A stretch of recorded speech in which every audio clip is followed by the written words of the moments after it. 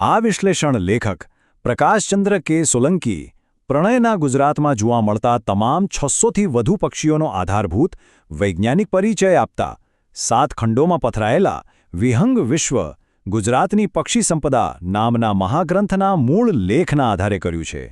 કુદરતમાં જીવનની શરૂઆત ખરેખર ક્યાંથી થાય છે? સાંભળવામાં પ્રશ્ન ભલે સાવ સાદો અને સરળ લાગતો હોય, પણ વાસ્તવમાં તે એટલો જ ગહન અને રહસ્યમય છે. જો આપણે પક્ષી જગતની વાત કરીએ તો આનો જવાબ માત્ર એક જ શબ્દમાં આપી શકાય, અને તે છે ઈંડું. આપણે મોટાભાગે ઈંડાને એક સામાન્ય, નાજુક કવચ જ માનીએ છીએ. પણ ક્યારે એવો વિચાર આવ્યો છે કે આ નાનકડા કવચની અંદર એક ધબકતું હૃદય, શ્વાસ લેતા ફેફસા અને આકાશમાં ઉડાન ભરવાની સંપૂર્ણ ક્ષમતા કેવી રીતે ડેવલપ થતી હશે? તો ચાલો આજે આપણે સિનેમેટિક વિઝ્યુઅલ્સ દ્વારા આ શાનદાર જૈવિક રચનાનું એકદમ વૈજ્ઞાનિક પૃથ્થકરણ કરીએ. આજના આ વિશ્લેષણમાં આપણે 4 મુખ્ય બાબતો પર નજર કરીશું: આર્કિટેક્ચર અને એન્જિનિયરિંગ, ડિઝાઇન અને ઉત્ક્રાંતિ, કદ અને અતિશયતાઓ, અને છેલ્લે 7 અને જન્મ. બસ, તો ફટાફટ શરૂ કરીએ. સૌથી પહેલાં વાત કરીએ આર્કિટેક્ચર અને એન્જિનિયરિંગ. ઈંડું હકીકતમાં એક સ્વયંપૂર્ણ જીવન પ્રણાલી એટલે કે સેલ્ફ કન્ટેન્ડ લાઇફ સપોર્ટ સિસ્ટમ છે. હવે સૌથી પહેલો વિચાર એ આવે કે પક્ષીઓ સસ્તન પ્રાણીઓની જેમ સીધા જીવતા બચ્ચાને કેમ જન્મ નથી આપતા? જો પક્ષી ગર્ભને પોતાના શરીરની અંદર જ રાખે તો એનું વધતું વજન ઉડાનમાં સીધો અવરોધ બને અને એ વજન સાથે ઉડવું અશક્ય બની જાય, જેનાથી તે શિકારીઓનો બહુ આસાનીથી શિકાર બની શકે. એટલે જ કુદરતે ઈંડાના રૂપમાં એક પરફેક્ટ બાહ્ય ગર્ભાશય બનાવ્યું છે. આ કુદરતનો એવો શ્રેષ્ઠ ઉકેલ છે જેનાથી પક્ષીઓ વજનરહિત રહીને પણ આકાશમાં ઉડી શકે છે અને પોતાની વંશવૃદ્ધિ પણ કરી શકે છે. પણ જુઓ, આ કામ કંઈ સહેલું નથી. આ બધું એક અત્યંત જટિલ બહુસ્તરીય ઇજનેરીના કારણે જ શક્ય બને છે. જો આખી બ્લુપ્રિન્ટને આપણે અંદરથી ખોલીને જોઈએ તો તેમાં મુખ્યત્વે 5 લેયર્સ જોવા મળે છે: કવચ, મેમ્બ્રેન, એલ્બ્યુમિન, જર્દી અને વાયુ કોથળી. ચાલો આ દરેક લેયર કેવી રીતે કામ કરે છે તે સમજીએ. સૌથી પહેલું અને બહારનું લેયર છે ઈંડાનું કવચ એટલે કે શેલ, જે મોટેભાગે કેલ્શિયમ કાર્બોનેટનું બનેલું હોય છે. અહીં સૌથી અદ્ભુત વાત એ છે કે આ કવચ એક મજબૂત કમાન અથવા આર્ચની જેમ ગોઠવાયેલું છે. તમે જ વિચારો, આ કેટલી કમાલની એન્જિનિયરિંગ છે! તે એટલું મજબૂત છે કે સેવન વખતે માતાપિતાનું આખું વજન સહન કરી લે છે, છતાં એટલું બરડ છે કે જ્યારે સમય આવે ત્યારે એક નાનકડું બચ્ચું તેને અંદરથી આસાનીથી તોડી શકે. વળી તમને જાણીને નવાઈ લાગશે કે બહારથી એકદમ પેક લાગતા આ ઈંડામાં હજારો સૂક્ષ્મ છિદ્રો હોય છે, જેના દ્વારા અંદર ઓક્સિજન જાય છે. ટૂંકમાં કહીએ તો આ એક શ્વાસ લેતું માળખું છે. હવે કવચની જરા અંદર જઈએ. ત્યાં શેલ મેમ્બ્રેન નામની 2 પાતળી પડદીઓ આવેલી હોય છે. આ માત્ર કોઈ ભૌતિક રક્ષણ જ નથી આપતી, પણ તે જીવાણુનાશક કવચ એટલે કે એન્ટી માઇક્રોબાયલ ડિફેન્સ તરીકે પણ કામ કરે છે. ઘણીવાર પક્ષીઓ પોતાના ઈંડા પર પોતાની લાળ લગાવતા હોય છે, જે બહારના ખતરનાક બેક્ટેરિયા અને ફૂગને અંદર આવતા અટકાવે છે. આને આપણે કુદરતનું પોતાનું ઇનબિલ્ટ એન્ટીબાયોટિક કવર ચોક્કસ કહી શકીએ. આની પછી આવે છે એલ્બ્યુમિન, જેને આપણે સામાન્ય ભાષામાં ઈંડાની સફેદી કહીએ છીએ. આ ભાગ માત્ર ગર્ભને પાણી અને પ્રોટીન જ નથી આપતો, પરંતુ એક ઉત્તમ શોક એબ્ઝોર્બર તરીકે પણ કામ કરે છે. ઈંડાને ક્યાંક અથડાવાથી કે સામાન્ય આંચકાઓથી બચાવવાનું અને ગર્ભને રોગ પ્રતિકારક શક્તિ આપવાનું કામ આ રક્ષણાત્મક જેલ કરે છે. હવે સીધા ઈંડાના સેન્ટરમાં જઈએ, જ્યાં પીળા રંગની જર્દી અથવા યોક રહેલી હોય છે. આ ગર્ભ માટે ઊર્જાનો સૌથી મોટો ભંડાર છે, જેમાં ચરબી, વિટામિન અને મિનરલ્સ ભરેલા હોય છે. પણ ક્યારેય વિચાર્યું છે કે આ જર્દી હંમેશા એકદમ સેન્ટરમાં જ કેમ રહે છે? તેનું કારણ છે ચાલાઝા નામના દોરી જેવા સ્તરો, જે જર્દીને બંને બાજુથી જકડીને મધ્યમાં સ્થિર રાખે છે.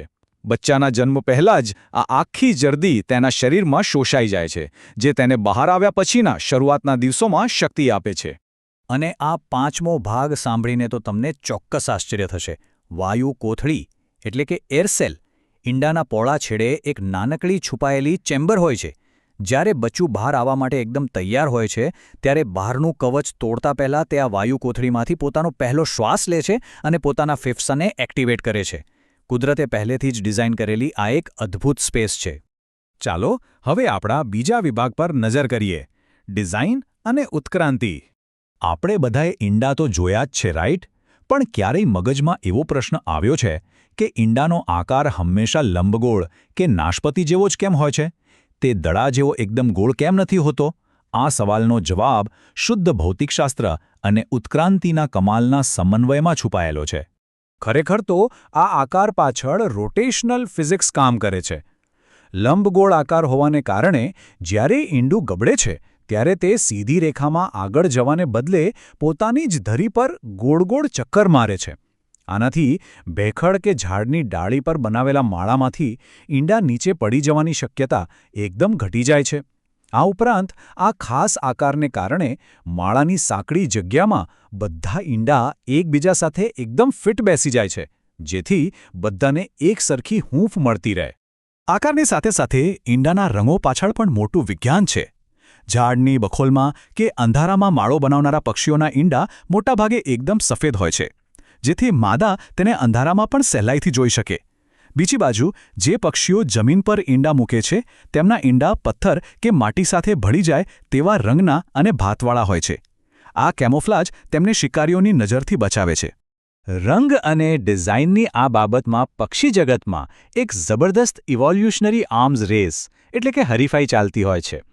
કેટલાક યજમાન પક્ષીઓ પોતાના ઈંડાની અત્યંત જટિલ ડિઝાઇનને પૂરેપૂરી મેમરાઇઝ કરી લે છે. આવું કરવું એમના માટે ખૂબ જ જરૂરી છે, કારણ કે કોયલ જેવા પરોપજીવી પક્ષીઓ ચાલાકીથી તેમના માળામાં પોતાના ઈંડા મૂકી જાય છે. જો ઈંડાની ડિઝાઇન સહેજ પણ અલગ લાગે તો યજમાન પક્ષી તરત જ એ ઘૂસણખોર ઈંડાને ઓળખી જાય છે અને માળાની બહાર ફેંકી દે છે. તો હવે ત્રીજા વિભાગ પર આગળ વધીએ. કદ અને તેની અતિશયાતાઓ એટલે કે સ્કેલ અને એક્સ્ટ્રીમ્સ. જરા વિચારો, ઓસ્ટ્રિચ એટલે કે શાહમૃગનું ઈંડું વિશ્વમાં સૌથી મોટું છે, જેનું વજન લગભગ 1.5 કિલો જેટલું હોય છે.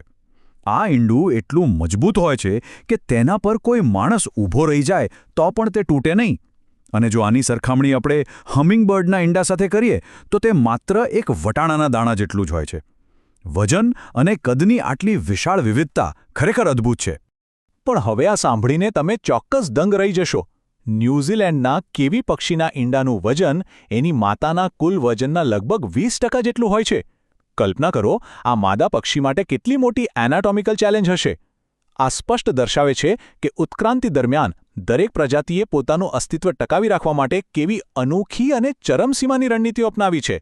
જો આપણે પ્રકૃતિના આ સંખ્યાકીય ગણિત પર નજર કરીએ તો મોટા શિકારી પક્ષીઓ, જેમને અન્ય પ્રાણીઓથી શિકાર થવાનો ભય સાવ ઓછો હોય છે, તેઓ મોટેભાગે 1 થી 2 જ ઈંડા મૂકે છે. બીજી તરફ તેતર જેવા જમીન પર રહેતા નાના પક્ષીઓ, જે સતત જોખમમાં જીવતા હોય છે, તે પોતાનો વંશ જાળવી રાખવા 15 થી 20 જેટલા ઈંડા એકસાથે મૂકે છે. આ કોઈ સામાન્ય આંકડા નથી, આ તો અસ્તિત્વ ટકાવી રાખવાનું એક પરફેક્ટ ગણિત છે. અને હવે આપણો છેલ્લો અને સૌથી મહત્વનો પડાવ, સેવન અને જન્મ. અંદર ગર્ભનો યોગ્ય વિકાસ થાય તે માટે ચોક્કસ તાપમાન જાળવવું એ પક્ષીઓ માટે સૌથી મોટો પડકાર હોય છે. ઈંડાને 37 થી 38 ડિગ્રી સેલ્સિયસ પર રાખવા માટે પક્ષીઓ પોતાની છાતીના પીંછા ખેરવીને બ્રૂડ પેચ બનાવે છે, જેથી સીધી હૂંસ આપી શકાય. રણપ્રદેશમાં અતિશય ગરમીથી બચાવવા પક્ષીઓ ઈંડા પર પોતાની પાંખોનો છાંયો કરે છે, જ્યારે ધ્રુવીય પ્રદેશોમાં પેંગ્વિન તેમને બરફની ઠંડીથી બચાવવા પોતાના પગ પર રાખીને સતત હૂંફ આપે છે. આટલું ટેમ્પરેચર મેન્ટેન કરવું એ ખરેખર કોઈ રમતવાદ નથી. કુદરતની કરામત જુઓ. જ્યારે બચ્ચું બહાર આવવા માટે સંપૂર્ણ તૈયાર થઈ જાય છે, ત્યારે જન્મ લેવા માટે તેને એક ખાસ હથિયાર આપવામાં આવે છે, જેને એગ ટૂથ કહેવાય છે. આ બચ્ચાની ચાંચ પર આવેલો એક કામચલાઉ પણ અત્યંત કઠોર ઉભારો છે. આનો માત્ર એક જ ઉપયોગ છે, અંદરથી કવચ તોડવું. આ કવચ તોડવાની પ્રક્રિયામાં બચ્ચાને જે શારીરિક મહેનત પડે છે, તેનાથી તેની શ્વસન પ્રણાલી મજબૂત થાય છે. અને રસપ્રદ વાત એ છે કે જન્મના થોડા દિવસોમાં જ આ એગ ટૂથ પોતાની મેળ જ ખરીને પડી જાય છે. વૈજ્ઞાનિક દ્રષ્ટિએ જોઈએ તો ઈંડું એ પક્ષીઓની કોઈ રાતોરાત થયેલી શોધ નથી, પરંતુ તે સરીસૃપો એટલે કે રેપ્ટાઇલ્સ પાસેથી મળેલો એક પ્રાચીન જૈવિક વારસો છે. લાખો વર્ષોની ઉત્ક્રાંતિ દરમિયાન પક્ષીઓએ આ ભારે અને સાદી બ્લુપ્રિન્ટને એક અત્યંત હલકી, સુરક્ષિત અને સ્વયંપૂર્ણ રચનામાં પરિવર્તિત કરી દીધી, જેથી તેઓ વિશાળ આકાશ પર રાજ કરી શકે. તો આ આખું વિશ્લેષણ જોયા પછી એક વાત તો સ્પષ્ટ છે કે ઈંડું માત્ર પ્રજનનનું કોઈ સામાન્ય સાધન નથી. એક નાનકડું, નિર્જીવ લાગતું ઈંડું યોગ્ય સંભાળ અને હૂંફ મેળવીને આકાશમાં ઉડતું એક આઝાદ પક્ષી બની શકે છે.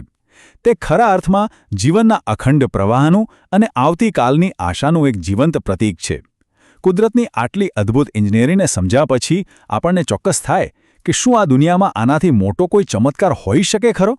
વિચારજો. આજના આ વિશ્લેષણમાં મારી સાથે જોડાવા બદલ આપનો ખૂબ ખૂબ આભાર. ફરી મળીશું એક નવા અને રસપ્રદ વિષય સાથે.